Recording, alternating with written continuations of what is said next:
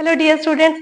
आज की क्लास में हम बात करेंगे कि हीट और टेम्परेचर के बीच में क्या डिफरेंस होता है। तो सबसे पहले पढ़ते हैं हीट के बारे में। तो डियर स्टूडेंट्स, हीट जो है एक फॉर्म ऑफ एनर्जी है जो कि hot body to cold body travel करती है जब दोनों बॉडीज को आपने कांटेक्ट में रख दिया।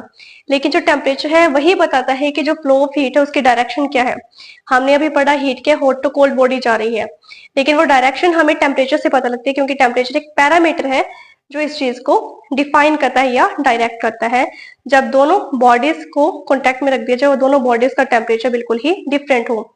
अब जो हीट है उसका ऐसा यूनिट होता है जूल, और जो टेम्परेचर है उसका ऐसा यूनिट होता है केल्विन। अगर हम हीट को मेजर करना चाहते हैं तो उसको हमें मेजर करना पड़ेगा with the principle of calorimetry. लेकिन अगर हम टेम्परेचर को मेजर करना चाहते हैं तो उसको मेजर करने का सबसे बढ़िया तरीका है यूज अ थर्मोमीटर। फिर सवाल आता है कि किसी भी बॉडी के अंदर कितनी अमाउंट ऑफ हीट प्रेजेंट है। ये चीज डिपेंड करती है बॉडी के मास के ऊपर, उसके टेम्परेचर के ऊपर, और उसका मटेरियल क्या है बॉडी का, वो किस सब्सटेंस से बनी है।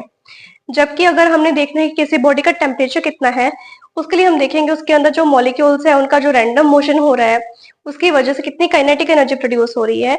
उसी से जो है हम टेम्परेचर को मेजर कर पाएंगे। अब एक बड़ा ही घुमावदार सा पॉइंट आ रहा है, वो ये है कि कोई भी दो बॉडीज हैं उनके अंदर सेम अमाउंट ऑफ हीट है, लेकिन उसका टेम्परेचर जो है डिफर कर सकता है।